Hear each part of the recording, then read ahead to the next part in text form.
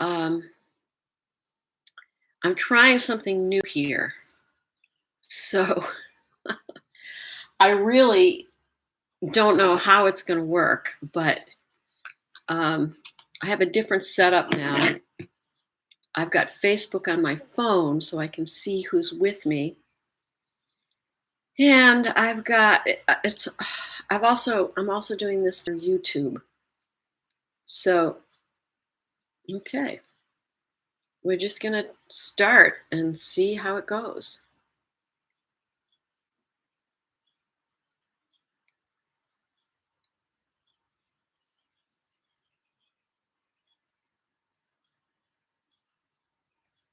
Okay.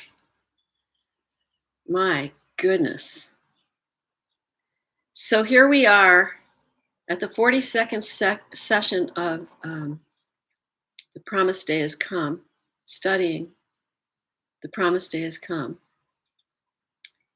And we're going to start right out here.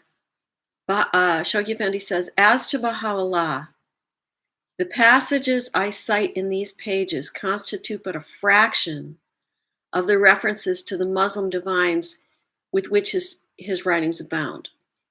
So Shoghi Effendi saying he's only picking a few of these writings that Baha'u'lláh addressed to the divines of Persia.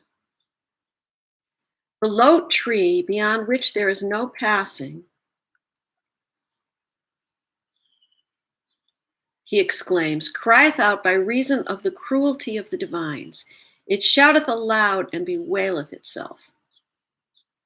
So the Lote Tree, beyond which there is no passing, is a tree which is a marker which stands at the end of a path. And it marks the point beyond which you don't pass. But it also symbolizes the highest extent to which human knowledge can attain. So in Baha'u'llah's writings, the Lote Tree beyond which there is no passing is the symbol of the manifestation of God, because human beings cannot attain to greater knowledge and understanding than that which the manifestation of God brings. And so he's saying the manifestation of God, which is himself, is crying out because of the cruelty of the divines. It shouts aloud and bewails.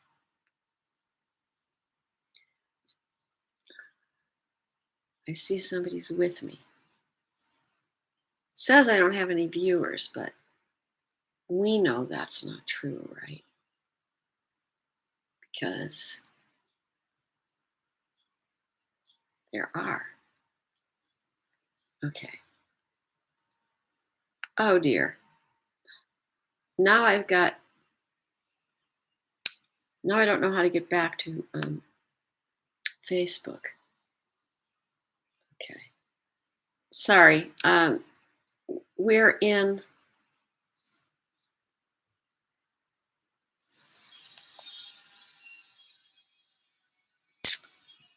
a learning mode here, and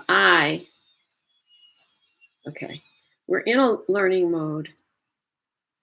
There we are. Back to Facebook. Okay. Okay. So Shoghi Effendi is quoting Baha'u'lláh now. He says, from the inception of this sect, meaning the Shiites, Baha'u'lláh in his Epistle to the Son of the Wolf has written, until the present day, how great has been the number of the divines that have appeared, none of whom became cognizant of the nature of this revelation. Oh. Wait a second. From the inception of this sect,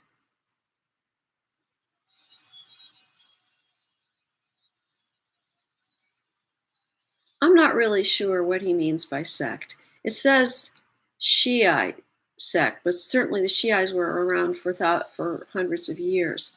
So he's just saying that I think he's saying that from the beginning of the cause of God being revealed by the Bab in 1844 until the present day, which would have been the late 1800s, maybe 1869 or 1868, that there have been a large number of Persian divines that have appeared, not only Persian, but Muslim divines, Muslim clergy. And none of them, of all those people, none of that group has really understood Baha'u'llah's revelation. I'm going to make a note here.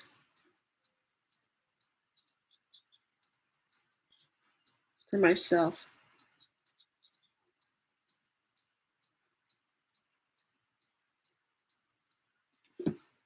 What could have been the cause of this waywardness?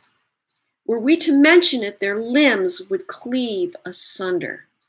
So he's asking the question, why is it that this large number of Muslim clergy refuse to investigate Baha'u'llah's cause?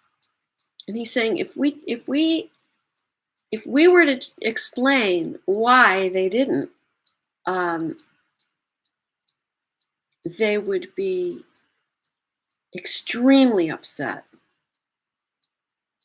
And then he says, it is necessary for them to meditate, nay, to meditate for 1,000 years, that haply they may attain unto a sprinkling from the ocean of knowledge, and discover the things whereof they are oblivious in this day. So he's saying, if they want to understand why they haven't turned to this faith, they're really going to have to meditate deeply, so that they can get a sprinkling of knowledge and realize what they have neglected. I was walking in the land of Tehran. The day spring of the signs of the Lord, meaning the land of Tehran was the source of the signs of God. In other words, the appearance of the Bab and Baha'u'lláh, the manifestations of God. When lo, I heard the lamentation of the pulpits and the voice of their supplication unto God. Blessed and glorified be he. So he's saying he was walking in Tehran. You know, he writes sometimes in a very poetic way. He's saying he heard the lamentation of the pulpits. They cried out and said, O God of the world and Lord of the nations, thou beholdest our state and the things which have befallen us by reason of the cruelty of thy servants. So the pulpits are saying, as he's walking in Tehran, the pulpits are crying out to him, and he's saying, look at what a pass we've come to because of the cruelty of the clergy. Thou hast created us and revealed us for thy glorification and praise. So the pulpits are saying to Baha'u'lláh, we were created so that God could be glorified. Thou dost now hear what the wayward proclaim upon us in thy days. So during that time, the leaders of religion were castigating Baha'u'lláh. In other words, they were bad-mouthing him and lying about him and slandering him. So the pulpits are complaining that they were created to give the message of God, but instead they're being used to slander the truth. By thy might, our souls are melted and our limbs are trembling. Alas, alas, would that we had never been created and revealed by thee. This is what the pulpits are saying. They're saying that they're just destroyed because of how they're being used. They wish they'd never been created. The hearts of them that enjoy near access to God are consumed by these words. And from them the cries of such as are devoted to him are raised. So Baha'u'lláh is saying, those who do recognize him are so moved by these words, by the cry of the pulpits. And those who are devoted to Bahá'u'lláh, their cries and their anguish are raised. These thick clouds, he in that same epistle hath stated, are the exponents of idle fancies and vain imaginings, who are none other than the divines of Persia.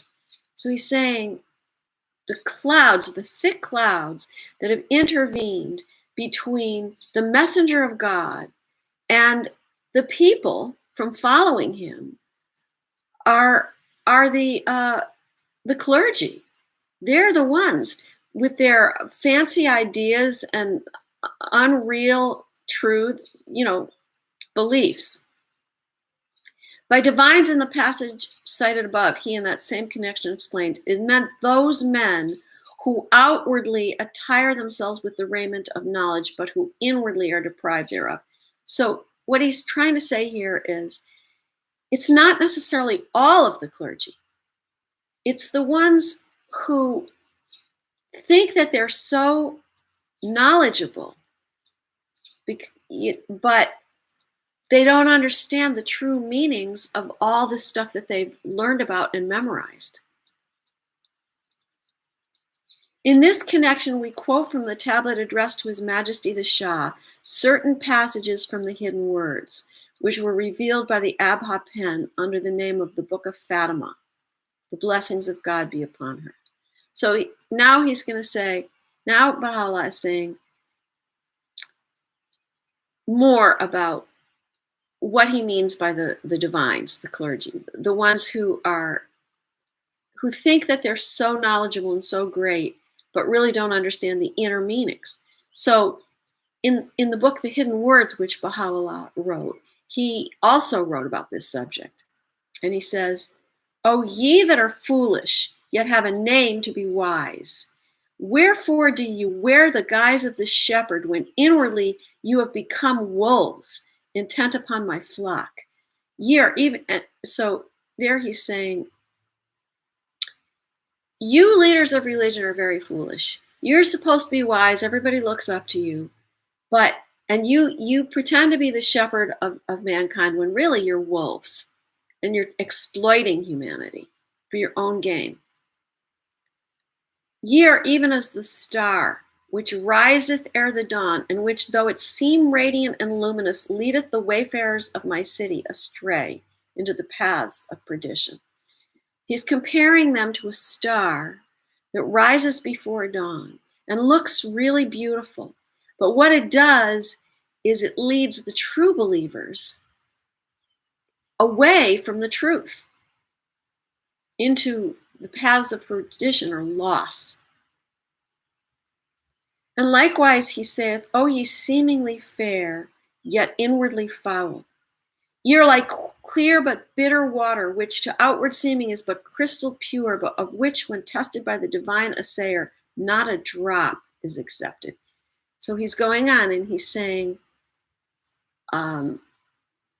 you who look so pure and holy, you're like tainted water, which looks so perfect, but when God tests it, he doesn't accept any of it. Yea, the sunbeam falleth alike upon the dust and the mirror, yet differ they in reflection, even as doth the star from the earth. Nay, immeasurable is the difference. So he's saying, yes, the sun shines on all of us, whether we're worthless or whether we're guides to the truth for people. But it's very different. We have invited all men, Baha'u'lláh in another tablet has stated, to turn towards God, and have acquainted them with the straight path. So Baha'u'lláh is saying that he has shown the way for humanity, what we need to do, how we need to behave, how we need to understand and approach God. They, the clergy, rose up against us with such cruelty as had sapped the strength of Islam, and yet most of the people are heedless. So he's saying the clergy rose up against him with such cruelty that Islam lost its potency, even though people didn't see it. Most of the people didn't realize that Islam had lost its spiritual potency. The children of him who is the friend of God, Abraham, he moreover has written, and the heirs of the one who discoursed with God, Moses, who were counted the most abject of men, have split the veils asunder and rent the coverings and seized the sealed wine from the hands of the bounty of him who is the self-subsisting and drunk their fill, whilst the detestable Shiite divines have remained until the present time hesitant and perverse. So what he's saying there is that the Jews, perhaps in Baghdad, maybe he's talking about when he was in Baghdad, and he's saying the Jews recognized Bahá'u'lláh. The Jews were the most downtrodden people in the world, and they recognized Bahá'u'lláh, and they opened themselves to his message. But while the Shiite divines, the Shiite clergy, did not open themselves and turned away. And again, the divines of Persia committed that which no people amongst the peoples of the world have committed. There he says it right there, that what they have done has never been seen since the beginning of time, the cruelty that they have shown. And let's remember that it was them who tortured and killed 20,000 Babis after the death of the Bab. And then he challenges them. If this cause be of God, he thus addresses the minister of the Shah in Constantinople, no man can prevail against it. And if it be not of God, the divines amongst you and they that follow their corrupt desires and such as have rebelled against him will surely suffice to overpower it. So Baha'u'lláh is saying to the Persian divines, look, if what I'm saying is true, if this cause really is from God, you're not going to be able to beat it. But if you're right, and then you're going to be able to overpower it. If it's not from God, you're going to be able to overpower it, because we're just a poor band of poverty-stricken, helpless people. Of all the peoples of the world, he in another tablet observes, they that have suffered the greatest loss have been and are still the people of Persia. He's saying the people of Persia, because the manifestation of God lived among them and they tormented him and abused him, they're the people of the greatest loss in the world. He in another tablet observed, and this is more so than during Jesus' time, because during Jesus' time, Jesus was coming to help humanity to advance to the next stage of spiritual knowledge. Baha'u'lláh has come now to open the doors to the age of peace on earth, which was prophesied in all the holy books. I swear by the day star of utterance which shineth upon the world in its meridian glory, the lamentations of the pulpits in that country are being raised continually.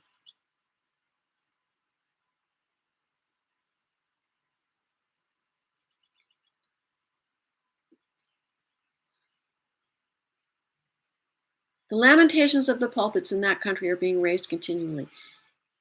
So that's what we were talking about before, where Baha'u'lláh poetically talked about how the pulpits were crying out to him because of the way they were being used.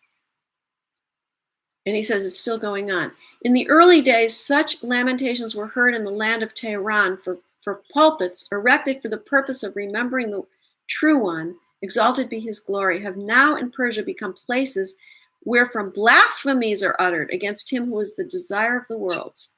So this is again the same theme of this is what the leaders of religion are using their pulpits for, to denounce the Lord of the world. In this day is his caustic denunciation. The world is redolent with the fragrances of the robe of the revelation of the ancient king. That means the fragrances, the divine teachings have permeated the world because of Baha'u'llah's teachings. And yet they, the divines, have gathered together and established themselves upon their seats and have spoken that which would put an animal to shame. How much more man himself? These people have no shame. Their lies, their twisting of the truth, their ignoring the truth, it would shame an animal. Were they to become aware of one of their acts and perceive the mischief it hath wrought, they would with their own hands dispatch themselves to their final abode. It says, if these Persian divines and Muslim divines could realize what just one thing that they may have done, the terrible repercussions, they would kill themselves. O concourse of divines, Baha'u'lláh thus commands them, lay aside that which ye possess, and hold your peace, and give ear then unto that which the tongue of grandeur and majesty speaketh. So now Baha'u'lláh is addressing the clergy, and he's saying, forget about what you have, forget about your power, forget about your status, forget about your knowledge, forget about your possessions, and be quiet and listen to what the manifestation of God is saying. How many the veiled handmaidens who turned unto me and believed, and how numerous the wearers of the turban who were debarred from me and followed in the footsteps of bygone generations. So now Baha'u'lláh is saying, you put women down. You think that they're nothing. And there are so many women who had to wear the veil. They were just covered up. How many of the women who believed in me,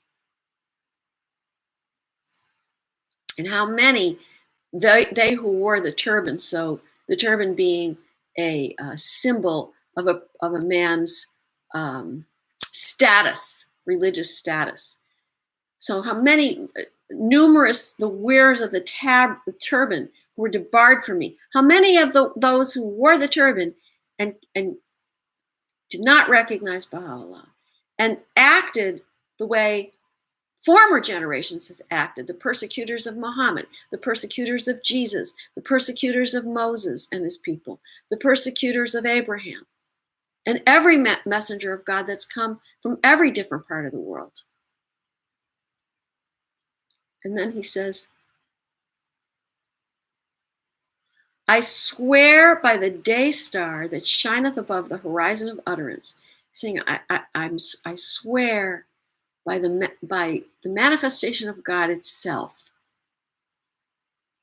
appearing from the nail of one of the believing handmaidens is in this day more esteemed in the sight of God than the divines of Persia, who after 1,300 years waiting have perpetrated what the Jews have not perpetrated during the revelation of him who is the Spirit. So Baha'u'lláh is saying here that a nail clipping from one of these young or old women who have believed in him is more precious in the sight of God than all of the clergy of Persia who have been waiting for the return for 1,300 years. And when it came, they did worse than what the Jews did to Jesus. Though they rejoice is his warning. The adversities that have touched us, the day will come whereon they shall wail and weep. So he's saying, though these Persian clergy are rejoicing at all the terrible things that Baha'u'lláh and his followers have endured, the day is going to come when they are going to cry and moan.